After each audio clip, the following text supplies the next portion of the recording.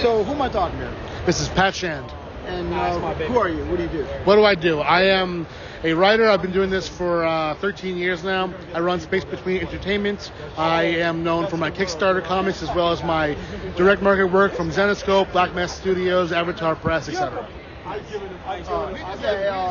You've written in your blog and your newsletter about like a lot of your start at Zenescope and how some people either didn't even know about Zenescope or kind of looked down on it. A lot of that is interesting to me. I've always loved Zenescope, but I feel like it is very overlooked.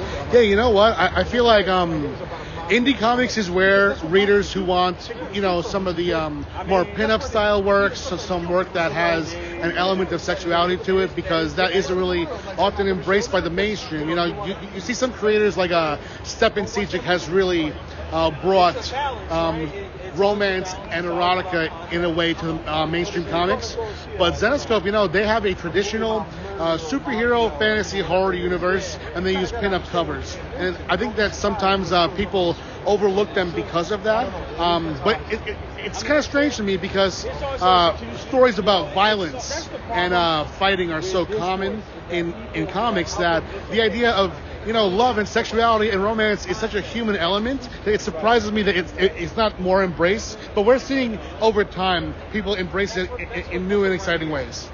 Nice. That makes sense. Well, I know Zenescope has a horror publisher as well. Of course, yeah.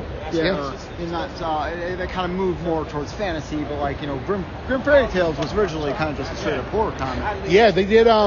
They were bringing in, they modernized fairy tales, but they did it with a hard horror angle. And if you look back at the times before even my run, Ralph and Joe were doing books like they did the Seven comic based on the movie. They did Final Destination, so they always had a basis in horror. Yeah. Nice. Yeah, I actually a few years ago I reported on for Bleeding Cool about the Zenescope panel at this convention at C2E2. Oh yeah, some of my best panels that I've done were through Zenescope. Talking with Ralph and Joe, and just I like their story. They started as two guys from Philly, and they made it in the indie comics industry by doing it their own way, and that I've always respected. Nice. Yeah, and you wrote Robin Hood, which is the original, all the the first 7 volumes of it, basically. Yeah, I did the Robin Hood trilogy, and then we went to the ongoing for 4 volumes.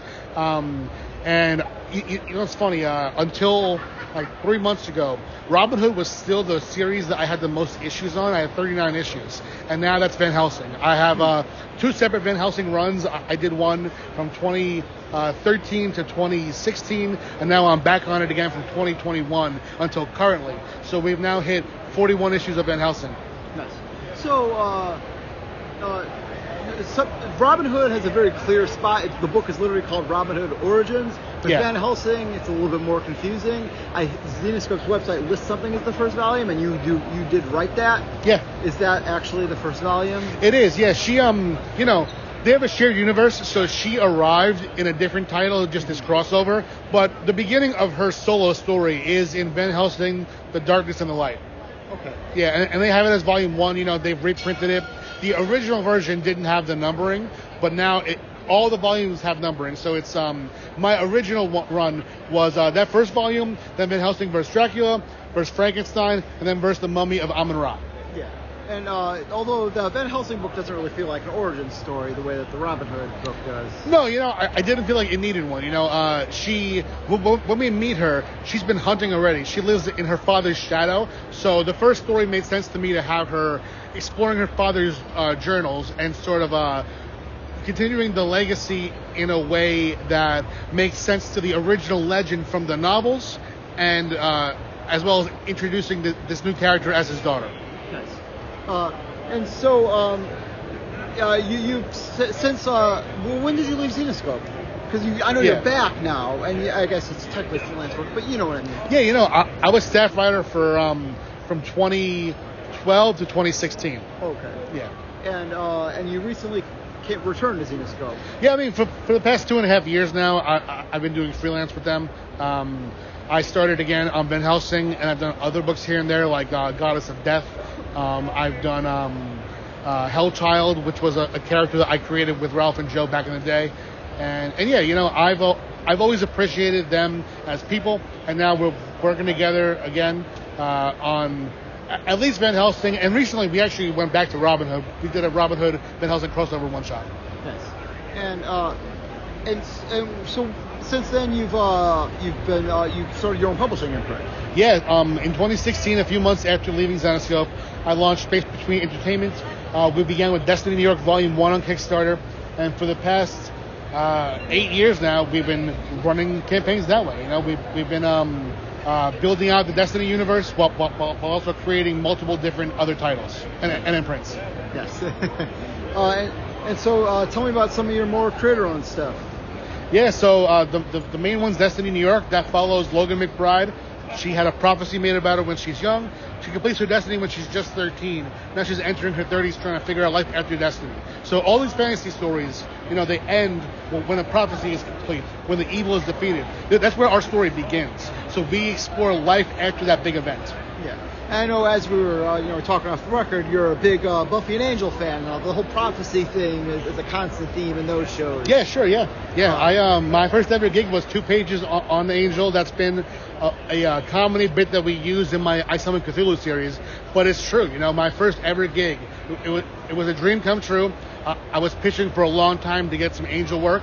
And the title was Leaving IDW, and the editors gave me a chance to be in that final volume. You're referred to as Patrick Shand in that instead of Pat Shand, which it's interesting that you changed your pen name. Well, that was my credit.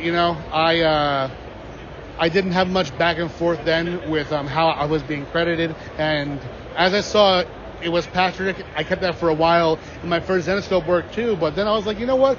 Most people refer to me as Pat. I only really hear Patrick from my mother sometimes, and people that I'm dating. So it's not a thing that my friends and peers call me. So I thought, you know what? I'll just reflect how I'm referred to in real life as my credit. Yeah. Oh, okay. Oh, you were referred to as Patrick in the Zenescope? Yeah. Oh, you were? Okay. Yeah, it's definitely in Grim Fairy Tales Holiday 2011. Okay. And I would say probably all the way up until the 2012 annual, I'd say. Maybe even Robin Hood. The first print of number 1, not the origin trade, but I think the first print of number 1 maybe had Patrick as well. Oh, okay. Yeah. Cool. So, we've talked a bit about your work. I kind of want a little bit, when I like to interview artists, I like to know about their opinions about things. So tell me about, I kind of want to return to the subject about, Zenescope.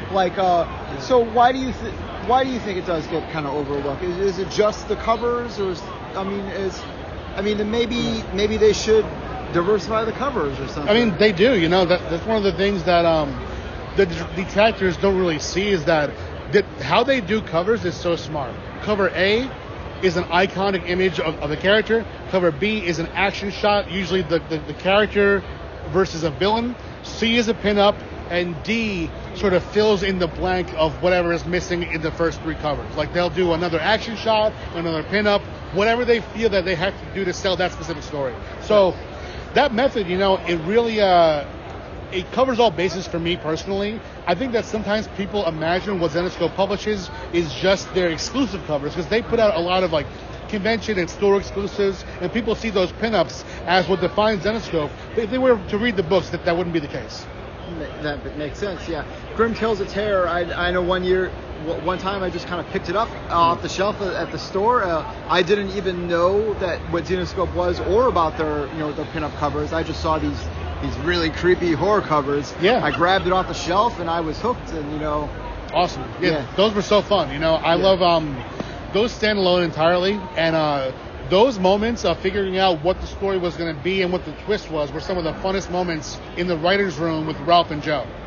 Yeah, something Zenescope does is the way that they write comics is somewhat interesting. How everyone's got all these different people got writing credits. It's because they you guys always do a Zoom meeting basically. Well, now but we used to meet in person too. Okay. We had an in-person staff writer room.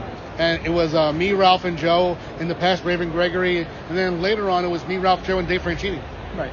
Oh, okay. Yeah, and now I know that Dave Franchini and David Wohl, they'll do a Zoom meeting, and then we'll collaborate back and forth on the plot. So they'll create, for my Van Helsing run, they have the overall direction of the company, so they'll give me a plot of what happens in the issue, and then I'll add to it, break it down into pages, and show them that, and then we'll go to script. Nice. And so it's almost like the other people involved, they're like editors, but they're taking on a more direct part of the process. Yeah, because Dave and Dave are pretty much shaping the entire narrative direction of Zenescope now. So when they create the plot of Van Helsing, they may tie it into what they're doing on Robin Hood, on Oz, all their different books, Gretel, you know? Right. But okay, so yeah, that makes sense for that. But like as far as Grim Tales of Terror go, there's always these different roundtable writers, basically. Yeah. And it does appear to me that like the name in there that is not the same name in all the other issues, so it does seem to be kind of like that's their story, but then the rest of them they still talked it through the other writers, basically. That one's kind of the opposite, actually. With Tales of Terror, Ralph, Joe, and I, and Dave would get the story down to every beat. The characters, the narrative, the twists, and then we would assign a writer to that. Oh, really? And then we have to follow the storyline, yeah. So, oh, wow. Yeah, so the person who scripts those stories would be scripting off of that outline. Sometimes it would be Ralph or Joe or myself or Dave, but often it would be me looking for a writer who I felt could match the vibe of our outline. That makes a lot of sense, because that's how it stays so consistently good. Yeah. Well, there's always those issues of Grim Tales of Terror. They're like, oh my god, this is like on another level than but for the most part, they're all kind of like they're all consistently good. There's never a bad issue. Yeah. And like, and I would think that if it was if an anthology with different writers, you would think that would be more the case. Yeah, right. Less the case. I mean, Yeah, we would and sometimes writers would deviate from the outline in both good and bad ways. So we would give notes and just get it to where it has to be, so it fits with the overall narrative. Yeah, cool. And I know you're itching to talk more about your newer books, right? Sure. So tell me about Wait, what is? It's a longer title. I summoned Cthulhu to fund my Kickstarter. Yeah, I summoned Cthulhu to fund my Kickstarter. Actually sold out here, but okay. that story is about all the characters are real life creators, artists, writers, and it follows them as they pledge their souls to the dark gods in exchange for success in the comics industry. It's a horror comedy that brings about the apocalypse through greed at Comic-Con. Nice. And so it's kind of commenting on the comic book industry. Yeah, the dark gods represent trends in comics. The sexy covers, the sort of like 90s era of comics with all the action and pockets and shit, there is a god who represents both extremes of the political spectrum. There's all these things that represent trends in comics. We both embrace and poke fun at in that series. Nice. Isn't there like a death one too? Yeah. Death Goddess that's a little twist in the book. She okay. Well, I don't. No, it's all right. Yeah, she is on the covers, so it's there. But she represents Cthulhu, so she's a secret character that a character didn't mean to pledge to, okay. but was. So it's a sort of sleeper agent thing. Makes sense. Yeah. So how do you think the comic book industry? How can it be improved, basically? Yeah, I think that right now creators are moving more toward a direct-to-reader market. For so long we've had to go to publishers and distributors and get a yes to publish our books. We needed, help. We needed money to pay artists. But now, because of Kickstarter, crowdfunding, Patreon, and all these sites that puts the power in the hands of the creators, I think that we're going to see creators shape the industry's future more than ever, and that the future that we're on now, that path is what I want to see keep going on. Right. Well,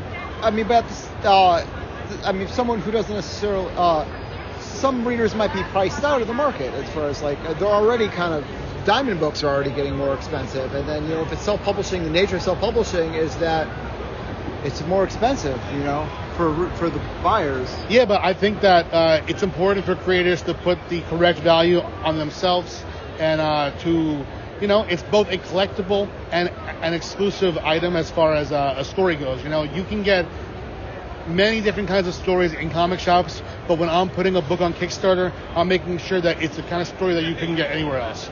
Nice. So what inspires you to write? comic writer for a long time. Yeah, I mean, I just love it. You know, I would be doing it for free if it wasn't my job. You know, I always aspired to write and to have my work read. When I worked other jobs, my escape would be to write, and now I've been able to turn my job into that escape, and that's beautiful to me. You know, there's no real answer to what drives me to do it, because it's just part of who I am. You know. No, I feel that. Yeah. So, why do you love comics? Why do I love comics? I think it's a great way to, you know, it kind of marries the visual language of film, but the pace of a novel. You know, you're getting the visual, but you can explore the page at your own pace. If you want to tear through it and just read it at a fast pace, boom. If you want to just go over every little visual detail and just take it in and explore it that way, it's such a cool way to have a collaboration between writer and artist, because it's really how it's consumed is in the reader's control. Nice. And so, how are you enjoying C2E2 2024? C2E2 is great. It's the best con of the year for me so far. I'll be back next year for sure. Nice. And what other cons have you been to this year? It's a great question.